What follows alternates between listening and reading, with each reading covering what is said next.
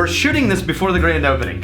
Supposedly. By the way, welcome to the Whiskey Vault. And 2 days ago, we had the grand opening of our new distillery. Supposedly, I'm bald now. With 5, and Rex got his head shaved. And if we were acting like we probably will feel on Monday, it would be more like this. No, we've established I made a granite, so I'm fine. Oh, son of a bitch. Dope. Damn. Dope. You thought I was gonna go there with you. I really did. I really did. I thought we were both gonna do a thing, and then I did a thing. I'm good. And I was all alone. Like a mouse. And it's fine. It's fine. I don't have any problems with that. I like how you committed though. That was great. I did commit. Yeah, that was good.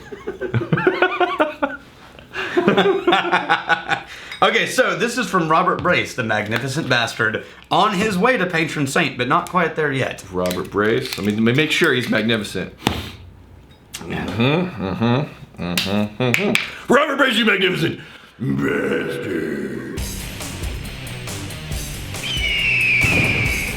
Oh, look at that. Hey, they got that thing that we're gonna do there. The fiddly bit. Yeah, but more foil than bronze. Yeah, but the idea. That's what we need. Yeah. I'm saying they made the right choice. We made ours are so heavy they're falling off the bottle.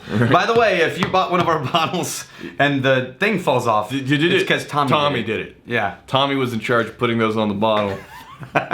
So this is what you need to do. You do a little video clip with your phone. Yeah. You show the bottle in one hand and the fiddly bit in the other. Yeah. And then you go, Tommy!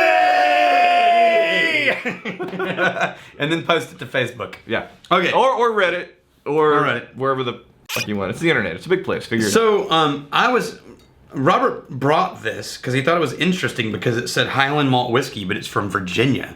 And it's a port-finished spirit, right? So, this is interesting. Yeah. So then I started reading about it and I got even more interested. You know why? Yeah. Guess who was in charge of finishing this flavoring?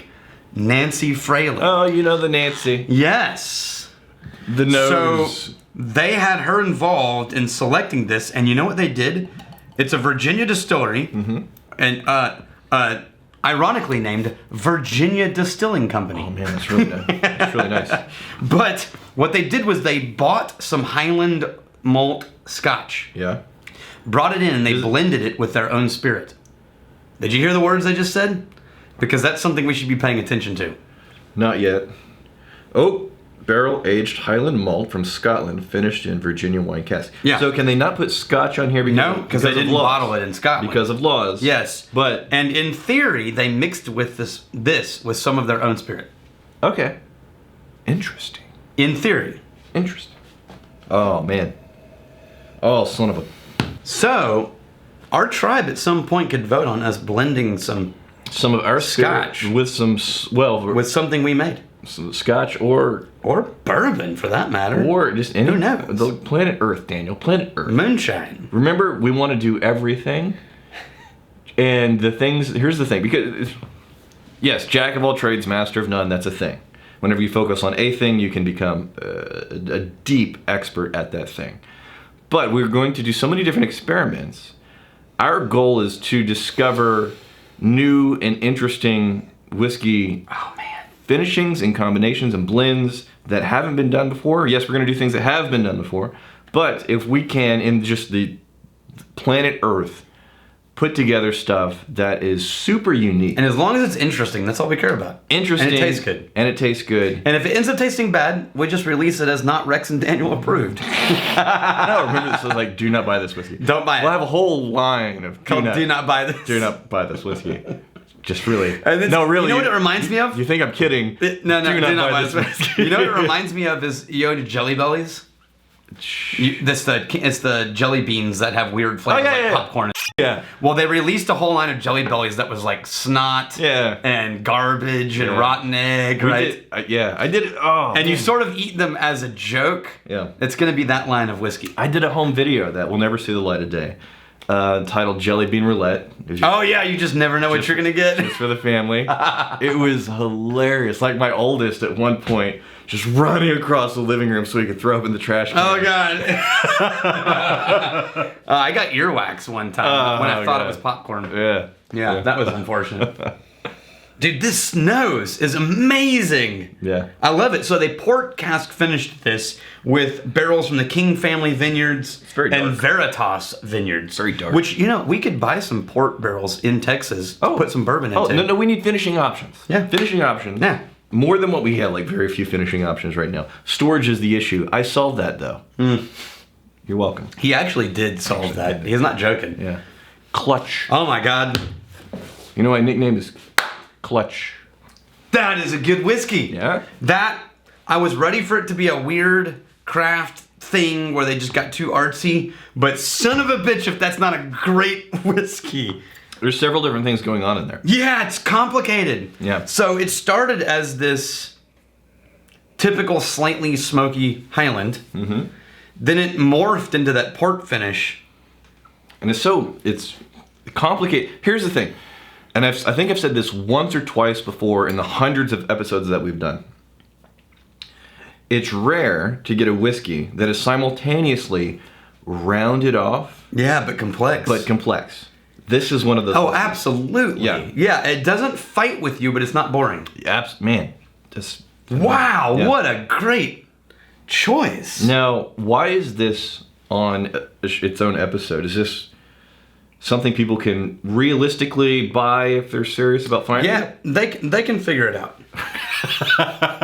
No, I wanted to try it because I was interested in Nancy let Fraley. me translate that from Daniel Lee's. Yeah. It's like, I don't know, But I don't care. I wanted this on the show. Yeah. So figure it out. I so wanted to try this on camera, I just didn't care anymore. That is phenomenal. Isn't that great? Yeah. Man. Yeah. Okay. I'm Wow. I'm doing nothing other than hunting for notes. Here. Okay.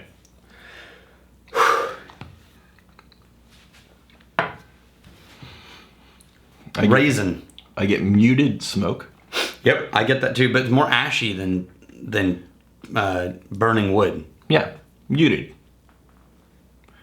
What else? I have to go again. I keep getting raisins. Raisins. I get a little base of vanilla holding up those raisins. Oh yeah, I agree with that. Yeah. So it's almost like raisin and cream. Yep.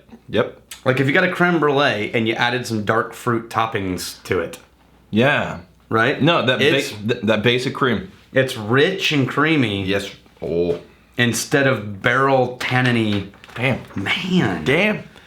We have the PB Freak 808. I've been watching some of the older videos, and I absolutely love any of the videos where you guys attempt to recreate the harmony of high-end whiskey using more affordable ingredients. Of a high-end whiskey using more affordable ingredients. But what I think could be even more challenging would be to create a Discord and sew together a blend of higher-end whiskeys to create something cheaper. Anti-mooch week. It's really funny.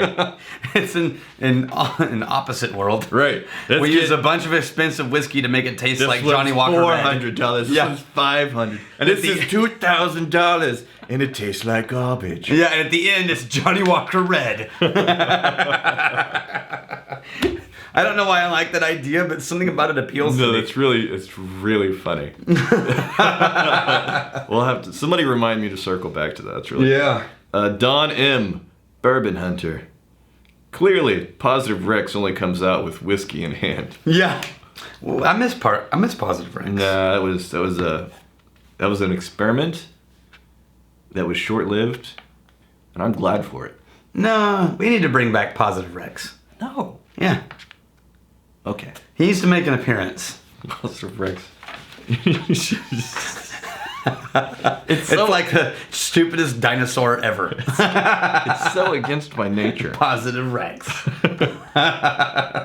And dodging the salty joke. Yeah. Here we go. Yeah, totally.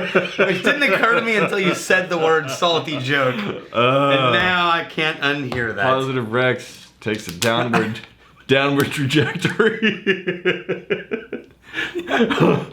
Oh god, Big Panther.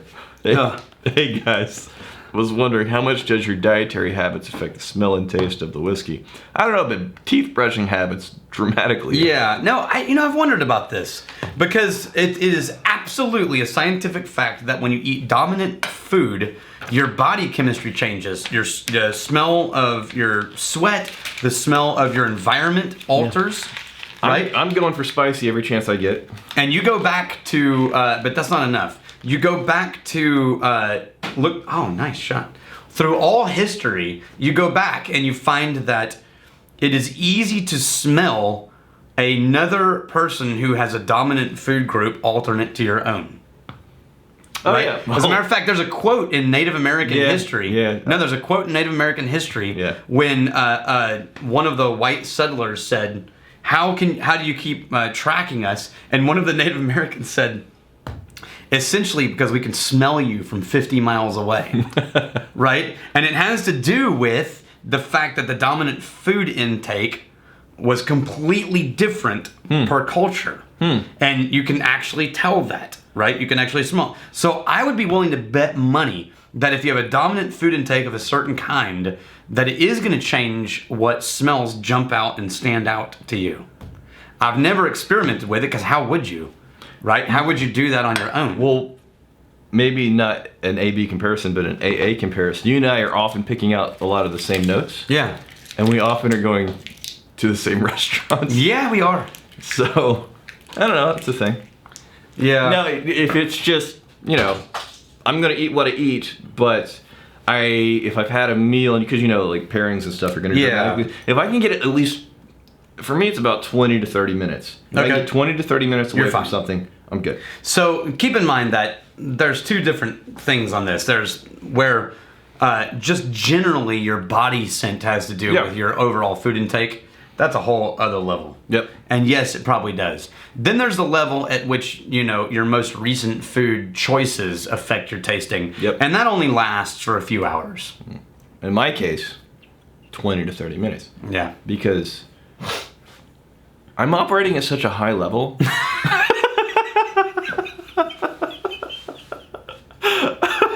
We're supposed to continue a video after that. All right, here's to fighting, stealing, and drinking. If you fight me, I fight you.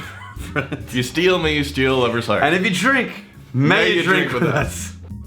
Hey, thanks for hanging out with us in the Whiskey Vault. Don't forget to throw in a like, hit that subscribe button on the bottom right, and drop a question or comment down below.